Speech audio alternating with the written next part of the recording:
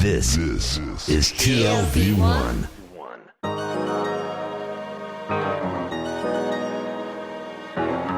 The Tel Aviv Review with Gilad Halpern. Hello and welcome to the Tel Aviv Review, a program dedicated to the word, to the thought and to debate, brought to you by the Van Leer Jerusalem Institute, which promotes humanistic, democratic and liberal values in the social discourse in Israel. I'm your host Gilad Halpern, and today's interview is being recorded in front of a live audience here at the 2016 Limmud Conference in Birmingham. My guest today is the artistic director of Theatre Dybbuk in Los Angeles, who has taught and practiced theatre and performing arts in many places and occasions. Aaron Henne, hello and welcome to the Tel Aviv Review. Thanks for having me. So tell us, how is Theatre Dybbuk different from other theatres? Great. So we work in three major ways. We develop large-scale multidisciplinary theatrical works based on Jewish history and ritual and folklore. And what we do is we actually develop them over 6 months to 2 years. So we cast before a single word is written. We have a series of meetings over the course of that time where I'm bringing in script pages and learning, and we have designers and scholars in the room. And only at the end of the process do we have a working script that then launches us into our rehearsal period. And that rehearsal period is extended, and we do a lot of stylized movement, gesture, dance, live music, along with very dense text. That is the work itself. And then we also do educational programs where we use storytelling and theatrical learning for Jewish learning in everything from religious schools all the way up to not-for-profit boards, that we help them to learn how to tell their stories using theatrical techniques. And we also do synagogue and community collaborations where we utilize storytelling to illuminate holidays and life cycle events. So we're, in a variety of ways, we call ourselves a holistic arts and education company. Mm-hmm. I'd like to focus on the first of the three, on the actual theatrical work, if you will. Tell us a bit about how you work with a text. How do you choose a text? What do you do to it? So sometimes we have no text at all that we begin with. In other words, sometimes we begin with a topic or a theme. Our first work that we ever produced was a piece that eventually became called Cave, a Dance for Lilith. And it actually utilized Lilith folklore and Hebrew goddess mythology as the launching point for an investigation of conflict in our world, right? So what we do in those cases is I bring into the first meeting a 2 to 4 page document that I hand to the whole team. And it has background in it, it has a basic idea for the show, it has kind of what the basic concept is, and I also bring in 20 to 30 pages of research that we sit together and read and discuss. That's when we don't have a text that we're starting with. Our last show had a text. This is fascinating. It's a piece called Exegog, or for those who speak actual Greek, it's exegoge, but exegog people understand. And it's LA after all. It's a synagogue. Exegog. Yeah. And this is fascinating. 2nd century BCE in Alexandria, early diaspora Jew, wrote the first recorded Jewish play. It was our biblical Exodus narrative written in the style of the time, meaning Greek tragedy. And we had only a fifth of it in fragments. So we finished it, and we did so by writing very much in the style of the time and also incorporating modern-day narratives of refugees, immigrants, and those who are disenfranchised.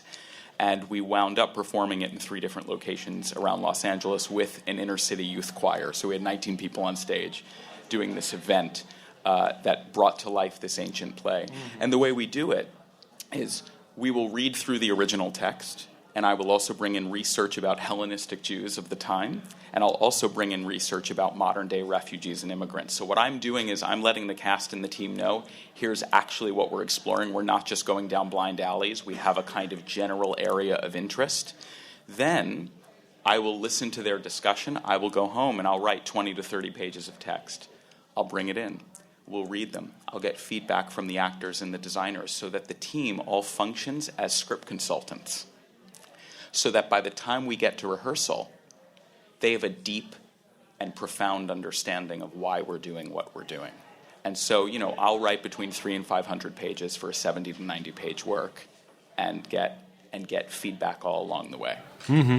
How faithful do you remain to the original text? I mean, as you said, there wasn't much left, but how much poetic license do you allow yourselves? It's a great question. At first I was really kind of slavish to the text, where I felt like we're trying to do this world premiere of an ancient play. At least the parts that are the original text I must be really true to, right? And to be honest, some of the text is beautiful, some is fine. And at a certain point, the composer I work with, who's this remarkable composer named Michael Skloff, said to me, he said, Aaron, at the end of the day, our job is to present a really fine and provocative piece of theater. Take what you want and leave the rest. And make sure that what you're actually doing is expressing the truth of the text, not necessarily the exact words that also, because it's not copyrighted, 2nd century BCE, we're safe. So I would say that about 70% of the original text was presented as is in the piece. But another 30% I cut and pasted, cut away. Sometimes it felt like Ezekiel was the writer's name, like his first draft where he said the same thing 3 times, because he's trying to figure out what he's saying. So sometimes we cut a few of those, just like I would in my own writing now in the present day. Mm-hmm. Is it a longer preparation for the actual opening night than in other theatrical contexts? Do you work more and more intensively? Yes and no. It's a complex question. So, first of all, not to bore you with the politics of modern theater making, but bear with me for a moment. There are real economic concerns with large theaters where now, they're diving into a rehearsal process that some shows you see in the larger theaters, they've only had 3 to 4 weeks of rehearsal. That's it.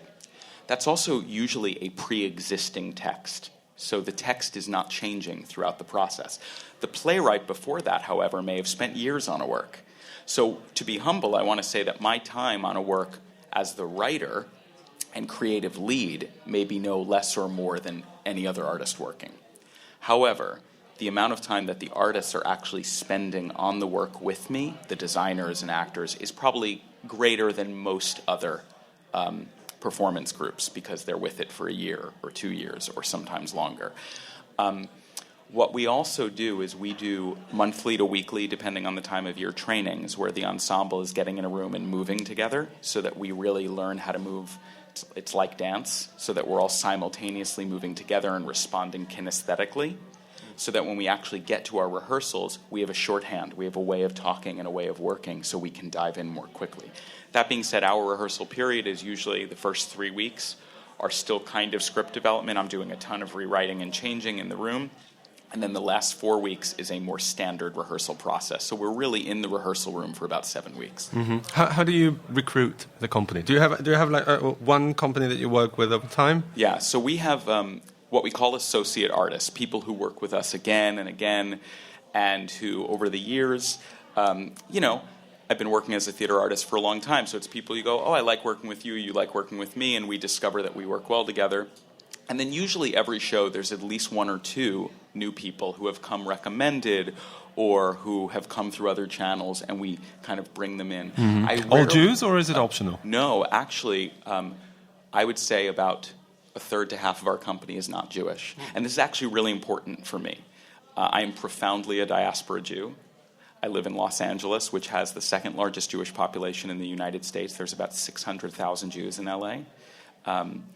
However, we are woven into the fabric of the city in a really meaningful way. So what's important to me is to have a Jewish conversation with a universal audience. And that means the artists on the piece also need to be coming from various perspectives. Mm-hmm. And that applies also to the audience itself, the people who are sitting in the theater watching when you write your plays and while you work on the actual writing process, what do you have in mind? Who do you talk to? I, as a journalist, always encounter that question because one of the first things they teach us at journalism school is know who your target audience is. Who is your target audience? First of all, I love this question because a target indicates there's something in the middle, but you're still talking to everyone around that middle, right? And people forget that. They think a target means we're just talking to you. In fact, I don't know if you know.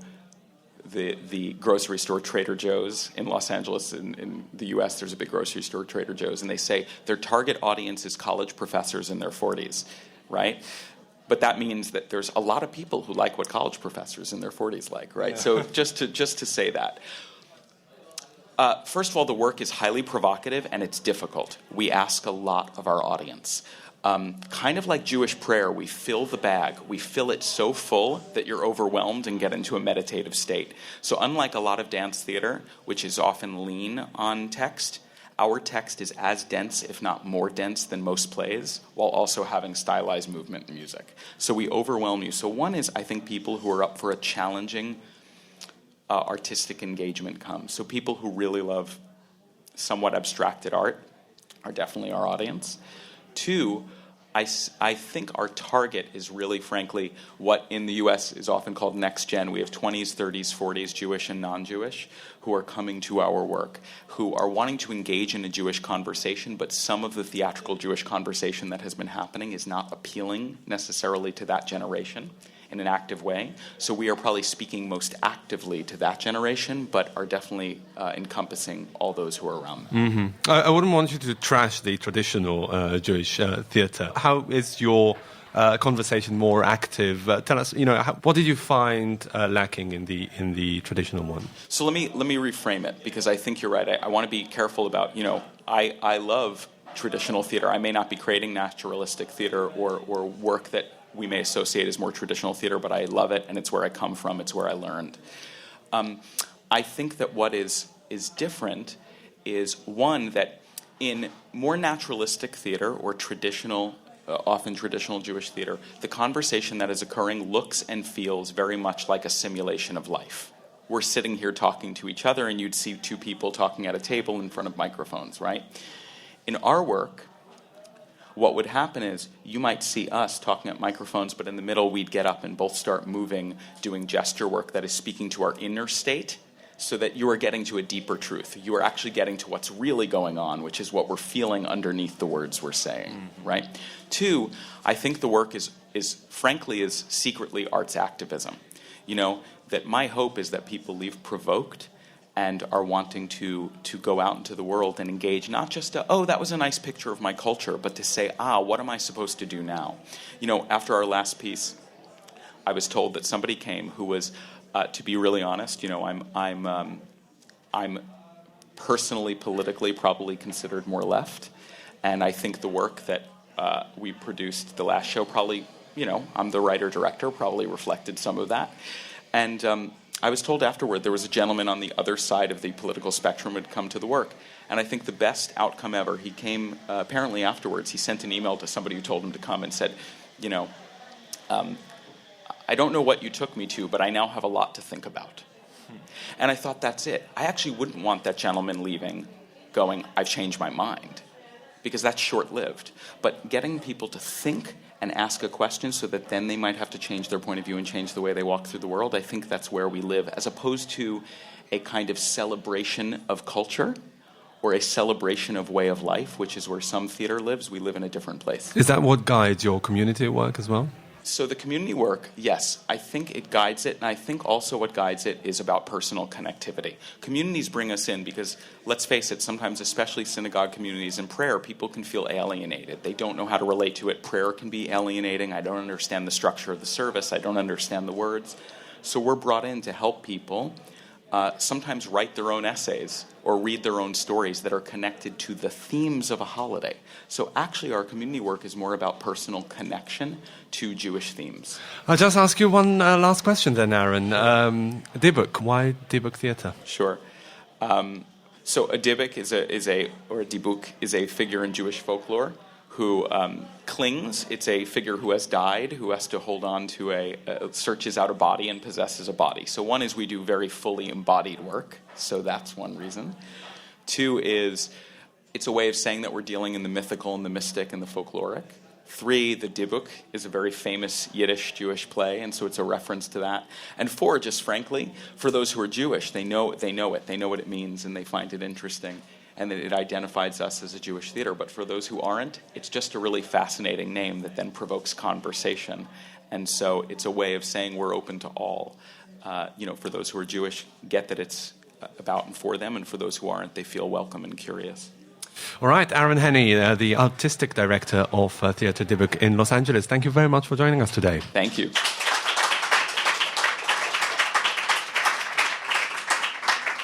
and to the Van Leer Institute for their generous support. If you like this podcast, there are many more where it came from. Just go to www.tlv1.fm/podcasts and take your pick. Our co-host Dalia Shandlin will be back with us shortly, but in the meantime, don't forget to visit our new website, telavivreview.org, like us on Facebook, and follow me on Twitter.